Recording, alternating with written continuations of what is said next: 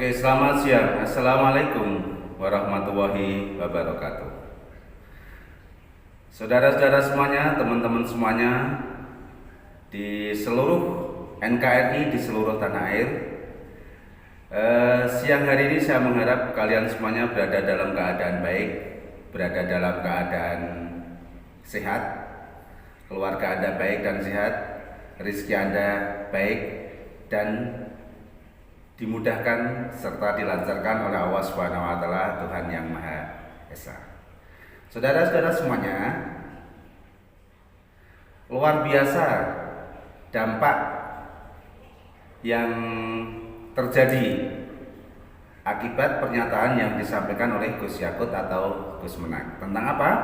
Tentang pengaturan penggunaan toa di masjid.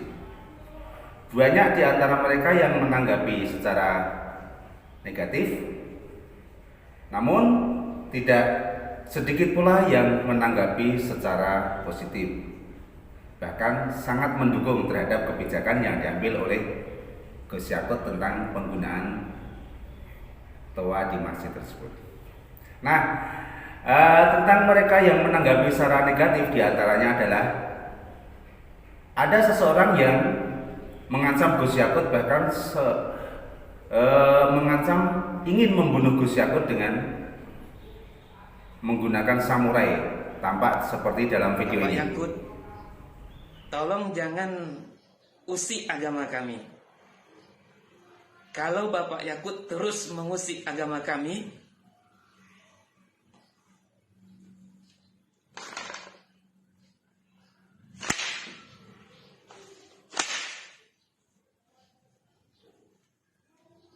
Nah,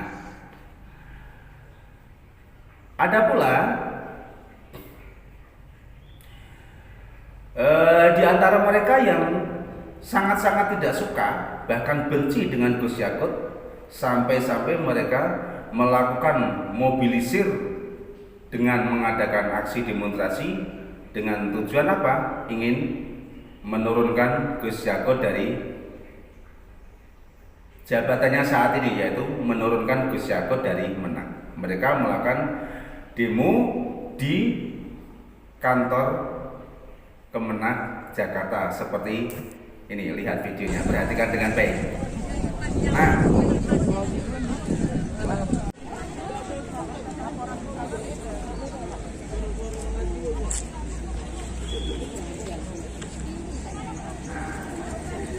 tidak cukup hanya itu. Bahkan ada seorang tokoh yang mengharamkan Gus Yakut untuk hadir di daerah mereka. Dan saya mengatakan atas nama Ketua Lembaga Kerapatan Adat Alam Minangkabau, haram untuk Menteri Agama menginjak tanah Minangkabau. Haram, ya. Jadi jangan coba-coba menginjak tanah Minangkabau. Ini Islam, ya. Ini Islam sejati. Adat bersandikan syarat menjadikan kita buat, ya. Itu tiga sampel yang saya kemukakan dalam video ini. Belum lagi ada anak-anak kecil yang ikut membenci Gus Yakut. Nah, saudara-saudara semuanya yang saya hormati, yang dirahmati oleh Allah Subhanahu wa taala, kesimpulan sementara yang saya ambil dari orang-orang yang membenci Gus Yakut adalah, pertama, mereka tidak mengikuti atau tidak menyimak pernyataan Gus Yakut secara lengkap dan secara tuntas, sehingga komentar mereka tidak sesuai dengan apa yang disampaikan oleh Gus Yakut, yaitu rata-rata mereka komentar bahwa Gus Yakut menyamakan atau membandingkan suara adzan dengan gonggongan anjing. Padahal Gus Yakut dalam pidatonya tidak menyebutkan kata adzan. Gus Yakut hanya ingin mengatur pemakaian toa.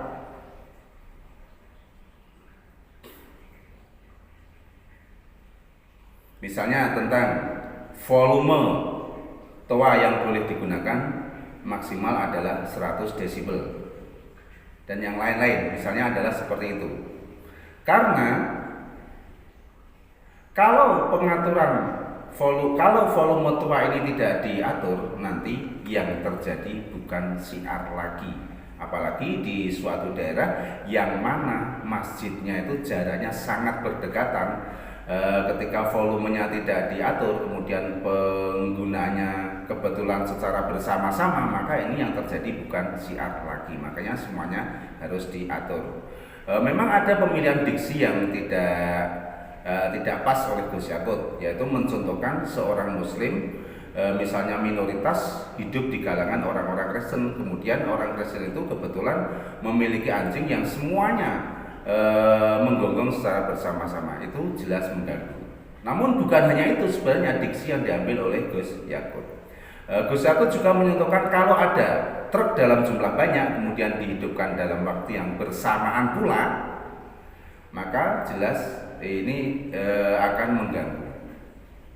Nah, untuk itu benar sekali penggunaan toa ini harus diatur, baik tentang berapa lama boleh digunakan, kemudian volumenya berapa desibel yang boleh digunakan, semuanya harus diatur. Ini tujuannya apa? Sebenarnya untuk kebaikan umat secara bersama-sama, bukan hanya untuk kebaikan masjid saja. Nah, yang saya herankan adalah ketika ada anak-anak kecil. Ketika ada anak kecil ikut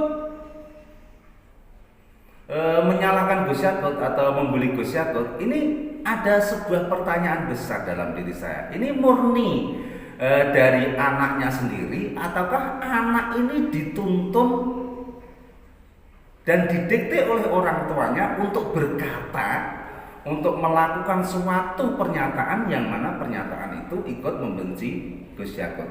Kalau ini memang kalau yang terjadi adalah anak ini didikte oleh orang tuanya, ini adalah luar biasa sangat tidak baik. Apa nanti yang akan terjadi ketika dewasa terhadap anak ini? Karena ketika kecil aja sudah didikte untuk membenci seseorang yang belum tahu akan kebenaran atau kesalahan dari orang tersebut. Ini sesuatu yang tidak baik.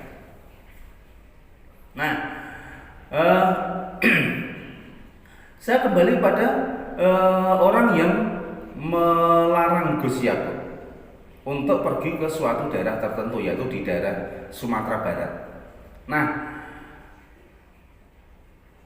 yang ingin saya tanyakan pada orang tersebut adalah kapabilitas kamu ini sebagai apa sehingga melarang Menteri Agama untuk hadir ke tempat kamu?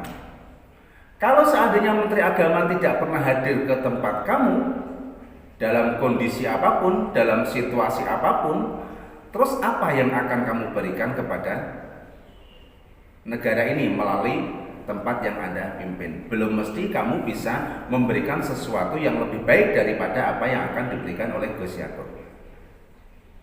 Nah, ternyata ada kejutan luar biasa yang dilakukan oleh Gus Yakut terhadap daerah Sumatera Barat yang nyata-nyata telah menolak kehadiran Gus Yakut. Apa yang dilakukan oleh Gus Yakut? Yaitu memberikan bantuan senilai 3, berapa M terhadap daerah tersebut. Ini artinya apa? Jelas di dalam diri Gus Yakut ada jiwa kepemimpinan, ada jiwa kebangsaan, ada jiwa kenegaraan. Beliau meskipun dibenci di daerah tersebut, namun beliau tidak membalas dengan kebencian pula. Beliau tetap bisa bekerja dengan secara profesional. Jadi seperti itu. Sekali lagi saya katakan di sini kepada orang-orang yang mengatakan bahwa Gus Yakut menyamakan adzan dengan gonggongan anjing, itu adalah sesuatu yang tidak betul. Ayo coba lihat kembali, dengarkan kembali, periksa kembali secara seksama. Dengarkan dengan seksama, hilangkan rasa kebencian yang ada di dalam diri Anda. Maka Anda akan bisa menerima, mendengarkan, akan bisa menyaring pernyataan Gus Yakut dengan baik, dan Anda akan menyimpulkan bahwa Gus Yakut tidak pernah menyamakan adzan dengan gonggongan anjing. Namun ketika Anda mendengarkan pernyataan Gus Yakut, di dalam diri Anda sudah ada rasa benci, maka kebencian yang akan muncul pada diri Anda dan kesimpulan yang salah yang akan Anda lakukan. Apa kesimpulan itu? Anda akan ikut menyimpulkan bahwa Gus Yakut menyamakan adzan dengan gonggongan anjing. Nah, ketika Anda sudah menyimpulkan demikian, sudah barang tentu Anda akan menjadi orang-orang yang tumbuh dengan rasa benci, termasuk membenci Gus Yakut. Sementara belum mesti diri Anda termasuk orang-orang yang benar. Belum mesti selama hidup Anda memiliki sumbangsih, memiliki sumbangsih yang baik, yang positif terhadap negeri ini, atau memang di dalam diri Anda ada jiwa-jiwa pembenci kepada orang lain yang tidak masuk dalam kategori grup Anda. Ini jangan sampai terjadi. Ayo mulai berpikir jernih, hilangkan rasa benci, karena apa yang kita lakukan, apa yang kita perbuat semuanya akan dipertanggungjawabkan, dan kritik kita kepada negara, kepada pejabat yang ada di negeri ini semuanya akan kembali kepada negara ini, bukan hanya untuk satu golongan semata.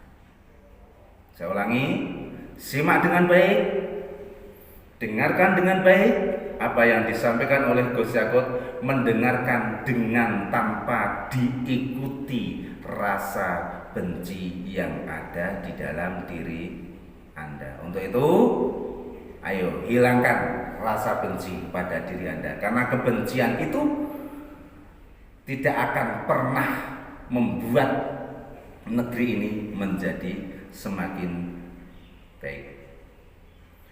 Saudara-saudara semuanya yang saya hormati, di akhir ini saya akan menyampaikan hadisnya Rasulullah SAW yang isinya adalah sebagai berikut.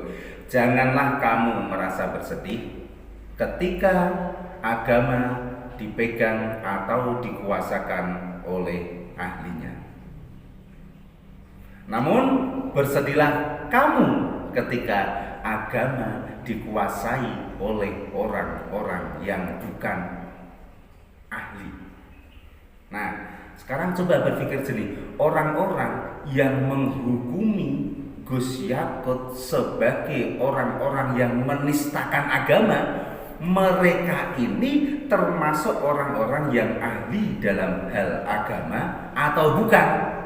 Nah, kalau mereka ternyata adalah bukan orang-orang yang bukan ahli dalam hal keagamaan, kemudian mengambil atau memutuskan hukum-hukum dalam beragama, hukum di sini adalah menyatakan bahwa orang lain melakukan penistaan terhadap agama, maka dikhawatirkan apa yang dilakukan ini adalah salah.